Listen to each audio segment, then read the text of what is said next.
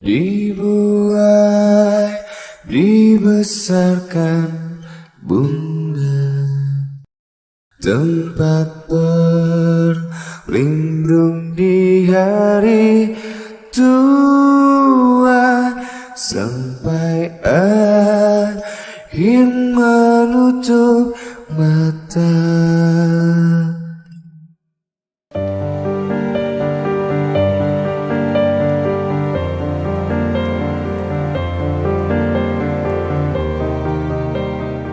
Ada satu kepastian absolut yang mengikat kita semua sebagai manusia yang bernafas di atas tanah Indonesia. Kita semua, pelan tapi pasti, akan menjadi tua.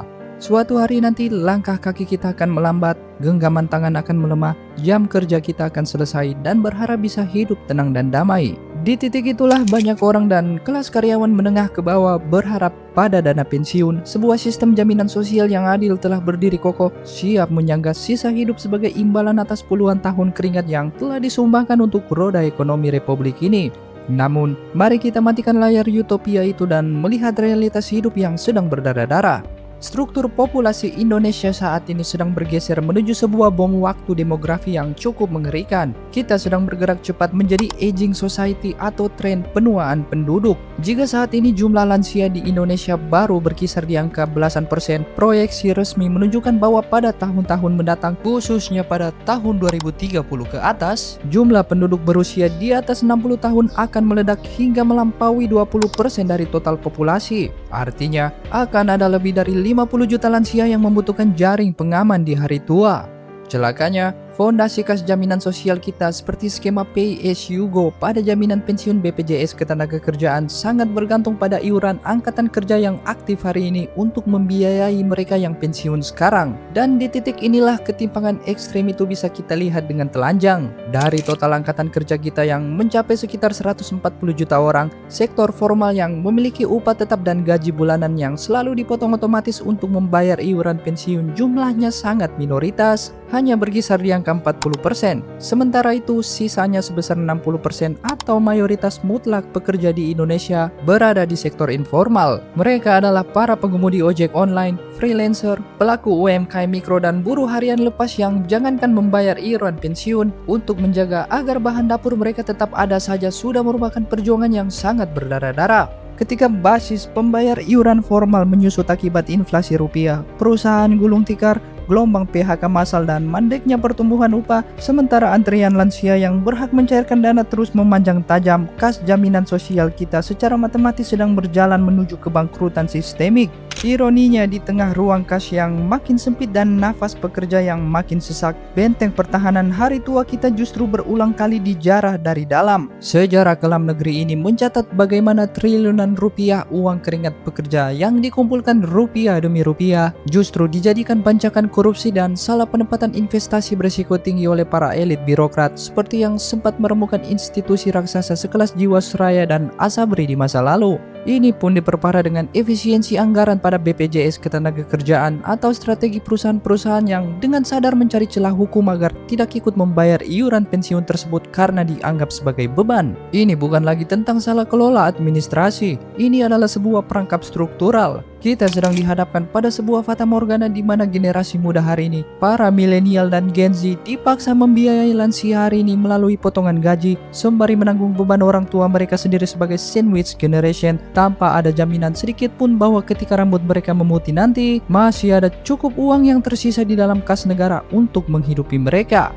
Dalam video kali ini kita akan membongkar mekanika di balik ilusi dana pensiun ini. Bagaimana sebuah instrumen yang awalnya didesain sebagai pelindung dari kemiskinan justru berevolusi menjadi mesin yang mematikan kesejahteraan dan secara efektif memastikan bahwa generasi masa depan Indonesia akan mewarisi satu hal yang pasti, kemiskinan struktural yang dilegalisasi oleh keadaan.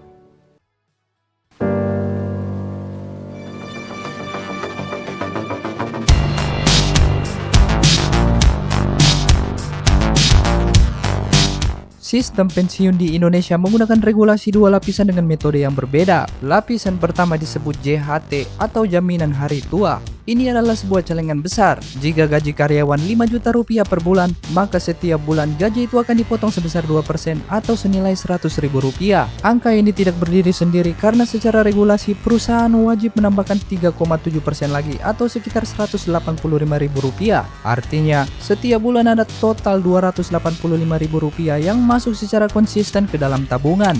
Sistem ini bekerja seperti tabungan masif yang terus digulung oleh bunga pengembangan dari laba investasi negara. Jika seseorang konsisten bekerja selama 15 tahun dengan rata-rata akumulasi tersebut, celengan yang awalnya hanya ratusan ribu per bulan ini akan membengkak hingga menyentuh angka sekitar 85 juta sampai 95 juta rupiah. Saat usia menyentuh 59 tahun, celengan besar ini akan dipecah dan seluruh uang tersebut dicairkan sekaligus bersih dalam satu nominal besar. Pada lapisan kedua disebut sebagai JP atau jaminan pensiun. Berbeda dengan jaminan hari tua yang berbentuk celengan pribadi, jaminan pensiun adalah sebuah komitmen bersama. Kembali ke simulasi gaji 5 juta rupiah tadi, setiap bulan gaji akan dipotong 1% yaitu sebesar 50 ribu rupiah. Perusahaan kemudian akan menambahkan 2% atau sebesar 100 ribu rupiah sehingga total 150 ribu rupiah meluncur setiap bulan ke kantong besar yang dikelola negara. Fungsinya bukan untuk memberi uang tunai ratusan juta sekaligus di hari tua seperti JHT, melainkan jaminan bahwa karyawan yang sudah pensiun tersebut memiliki kepastian untuk bisa menyambung hidup di bulan-bulan berikutnya sampai ia meninggal dunia. Tapi dana ini bisa dicairkan dengan syarat karyawan tersebut telah mengabdi minimal 15 tahun. Ketika pensiun nanti, berdasarkan kalkulasi formula BPJS saat ini, dari basis gaji 5 juta tersebut, karyawan akan menerima gaji pengganti sekitar 750 ribu rupiah yang ditransfer otomatis ke rekening setiap bulan. Uang ini akan terus mengalir setiap tanggal 1 hingga akhir hayat, bahkan hak santunan bulanan ini bisa diteruskan ke istri, suami, atau anak jika karyawan tersebut telah meninggal dunia. Sehingga secara sederhana, seorang pensiunan akan langsung menerima uang tunai sebesar 90 juta rupiah dari jalur JHT sekaligus jaminan santunan sebesar 750 ribu setiap bulan seumur hidup dari jalur JP. Tetapi dana itu pun seringkali masih sangat sulit untuk dicairkan dikarenakan syarat yang rumit dan prosedur birokrasi negara yang berbelit-belit. Masalahnya, untuk skema JP menggunakan prinsip pay as you go atau konsep gotong royong untuk mendanai pensiunan hari ini. Uang tersebut hari ini langsung digunakan oleh negara untuk membayar pensiunan para lansia yang ada sekarang. Sistem ini adalah sebuah kontrak sosial antar generasi yang hanya akan bekerja dengan sempurna jika jumlah anak muda yang bekerja jauh lebih banyak daripada jumlah lansia yang pensiun. Ketimpangan struktural pertama lahir dari pasar tenaga kerja. Seperti yang dicatat oleh Badan Pusat Statistik, struktur ekonomi mengalami pergeseran besar di mana hampir 60% angkatan kerja berada di sektor informal. Mereka adalah jutaan pengemudi ojek online, pekerja lepas, pelaku UMKM, dan buruh harian. Sektor informal adalah wilayah abu-abu di mana tidak ada slip gaji bulanan yang pasti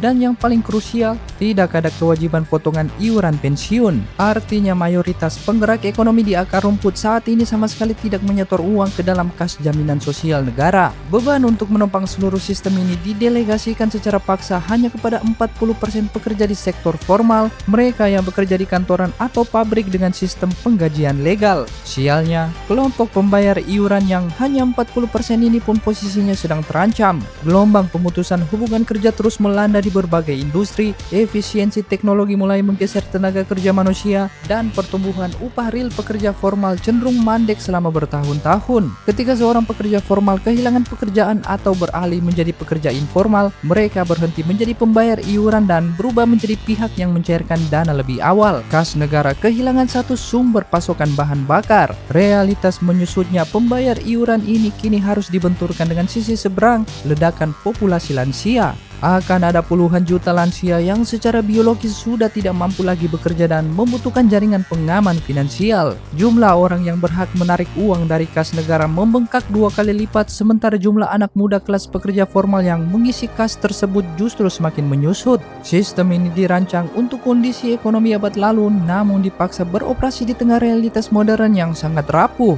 Jika tren ini terus berlanjut, kas jaminan hari tua tidak akan menjadi penyelamat, ia hanya akan sekedar menjadi saksi bisu dari sebuah kebangkrutan massal yang siap mengorbankan generasi masa depan.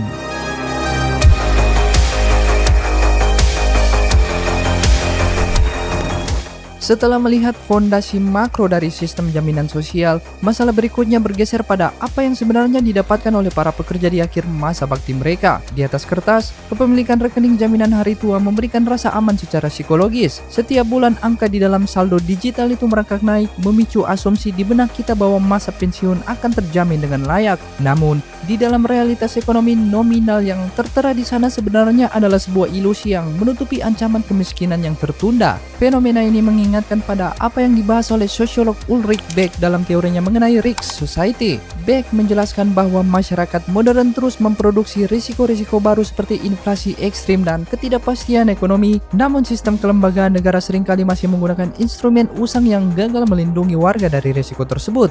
Data statistik dari laporan tahunan Badan Penyelenggara Jaminan Sosial menunjukkan sebuah realitas yang timpang. Mayoritas pekerja formal di Indonesia saat memasuki usia pensiun rata-rata hanya mengantongi saldo jaminan hari tua di kisaran puluhan juta rupiah. Angka puluhan sampai 100 juta rupiah mungkin terlihat besar juga dilihat dari hari ini dengan kacamata upah minimum saat ini. Namun, sistem jaminan konvensional seringkali mengabaikan satu variabel paling kejam dalam hukum ekonomi, inflasi jangka panjang.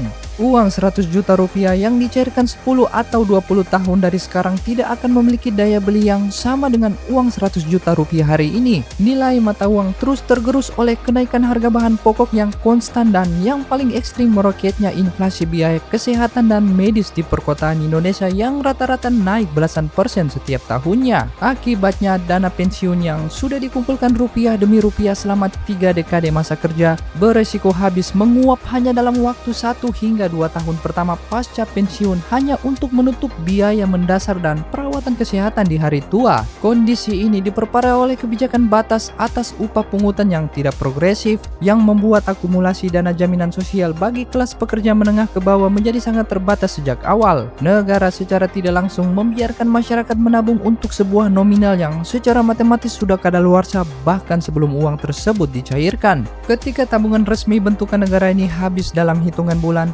jaring pengaman sosial otomatis runtuh. Para lansia yang baru saja lepas dari dunia kerja formal tiba-tiba dihadapkan pada kenyataan pahit. Mereka tidak lagi memiliki pendapatan, tidak memiliki aset produktif, dan tabungan negara mereka telah habis dimakan inflasi. Di titik inilah kegagalan jaminan sosial negara berhenti menjadi sekedar angka di laporan keuangan dan mulai bermutasi menjadi krisis kemanusiaan yang nyata. Ketimpangan struktural kedua adalah banyak perusahaan nakal yang secara sadar memanfaatkan celah hukum demi menghindari kewajiban membayar iuran subsidi JHT dan JP yang dianggap membebani neraca keuangan mereka. Modusnya beragam dan sistematis, mulai dari jeratan kontrak jangka pendek, status outsourcing abal-abal, hingga normalisasi status freelancer dan pekerja gig yang dipaksa mandiri tanpa perlindungan korporasi. Yang paling fatal, ada korporasi yang tetap memotong gaji karyawannya setiap bulan dengan dalih BPJS, namun uangnya tidak pernah disetorkan ke kas negara melainkan diputar untuk operasional kantor hingga akhirnya perusahaan dinyatakan bangkrut. Inilah letak ironi struktural. Aturan ini disebut wajib tapi pengawasannya impoten. Pekerja kelas menengah dan bawah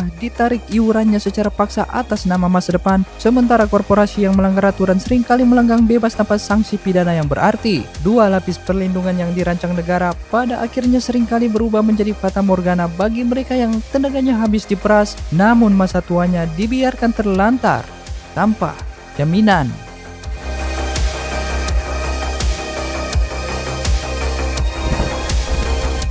Ketika dana pensiun bentukan negara habis dalam hitungan bulan, kegagalan sistemik tersebut tidak menguap begitu saja. Beban finansial dari runtuhnya jaring pengaman para lansia otomatis roboh dan menimpa pundak anak-anak mereka. Disinilah krisis jaminan hari tua menjelma menjadi sebuah fenomena sosiokultural yang menjebak jutaan anak muda di Indonesia hari ini ke dalam lingkaran setan yang kita kenal sebagai sandwich generation atau generasi roti tumpuk. Anak-anak muda dari generasi milenial dan Gen Z dipaksa berada pada posisi terjepit di tengah-tengah. Pada satu sisi mereka harus menopang biaya hidup, kebutuhan harian, hingga biaya medis orang tua mereka yang tidak lagi memiliki pendapatan dan tabungan hari tua. Tapi pada sisi yang lain mereka harus menghidupi diri mereka sendiri, pasangan atau anak-anak mereka yang sedang tumbuh. Situasi ini menciptakan tekanan finansial ganda yang luar biasa berat, terutama di tengah realitas pasar kerja modern yang dicirikan oleh mandeknya pertumbuhan upah real dan melambungnya harga aset dasar seperti tanah dan tempat tinggal. Konsep ini berkelindahan erat dengan apa yang dikaji dalam sosiologi ekonomi mengenai reproduksi sosial sosial kemiskinan. Ketika pendapatan bulanan seorang pekerja muda habis terkuras hanya untuk membiayai konsumsi masa lalu orang tua mereka dan konsumsi masa kini keluarga kecil mereka, hak untuk membangun masa depan dan finansial yang mandiri secara efektif terenggut. Pekerja muda tidak lagi memiliki sisa kapital yang cukup untuk ditabung, diinvestasikan, atau digunakan sebagai modal membeli aset-aset produktif. Dampaknya adalah sebuah ironi yang terus berulang dari generasi ke generasi. Karena tidak mampu menabung dan berinvestasi hari ini, generasi muda saat ini perlahan-lahan sedang berjalan di jalur yang sama dengan orang tua mereka, menuju masa tua yang rentan tanpa jaringan pengaman finansial yang memadai. Rantai kemiskinan struktural ini sengaja dipelihara oleh keadaan di mana kegagalan negara dalam menyediakan jaminan sosial yang becus memaksa institusi keluarga menjadi bumper ekonomi terakhir yang mengorbankan kesejahteraan masa depannya demi bertahan hidup hari ini. Sistem yang rusak ini tidak hanya menghancurkan kemandirian finansial individu pada masa kini, tetapi secara sistemik memastikan bahwa kemiskinan dan ketergantungan ekonomi akan terus diwariskan ke generasi berikutnya. Tanpa ada intervensi struktural yang kuat dan kesadaran radikal untuk memutus rantai ini, status kelas pekerja di Indonesia akan tetap terjebak dalam siklus yang sama, bekerja seumur hidup untuk membiayai masa lalu tanpa benar-benar memiliki masa depan yang cerah. Pada akhirnya waktu adalah hakim yang paling adil sekaligus paling kejam. Ia tidak peduli pada regulasi yang tumpang tindih, kas negara yang menyusut, atau kebijakan ekonomi yang salah arah. Waktu akan terus berjalan membawa setiap pekerja menuju satu titik yang sama, hari tua. Menjadi tua di negeri ini seharusnya adalah sebuah fase yang penuh ketenangan, sebuah masa di mana seseorang bisa duduk di teras rumah menikmati sisa hari tanpa harus mencemaskan isi dompet atau biaya berobat esok pagi. Namun realitas hari ini memaksa masyarakat Indonesia untuk memandang masa tua dengan rasa cemas yang sangat-sangat mengkhawatirkan. Jaring pengaman yang dijanjikan oleh sistem seringkali runtuh justru saat beban hidup sedang berat-beratnya. Ketakutan terbesar bukanlah tentang kehilangan pekerjaan pada masa muda, tetapi tentang kepastian bahwa suatu hari nanti tubuh ini akan kelelahan sementara tidak ada satupun sistem struktural yang siap menyangga kepulangan kita dari dunia kerja. Melihat kenyataan ini secara dingin bukanlah suatu bentuk keputusasaan, tetapi sebuah langkah awal untuk mengambil kendali. Jika struktur besar bernama negara belum mampu memberikan jaminan yang nyata, maka benteng pertahanan itu harus dibangun sendiri dari sekarang. Memutus rantai sandwich generation bukan berarti mengabaikan orang tua, melainkan sebuah keberanian untuk mengelola ekspektasi, melakukan percakapan jujur, dan secara sadar mengalihkan sisa kapital yang ada ke aset-aset real yang kebal terhadap terjangan waktu dan inflasi. Kita tidak hanya bisa menggantungkan nasib kita pada selembar kertas janji dari sebuah institusi yang sedang rapuh dan mulai membangun kemandirian finansial yang mandiri sebelum rambut memutih dalam sebuah penyesalan. Sebab pada kalimat terakhirnya, jaring pengaman terbaik adalah kesadaran radikal kita untuk melihat realitas kehidupan tanpa memakai topeng, bergerak menyelamatkan diri sendiri, dan memastikan bahwa anak cucu kita nanti tidak perlu lagi membayar mahal kegagalan sistem ini dengan martabat kemanusiaan mereka.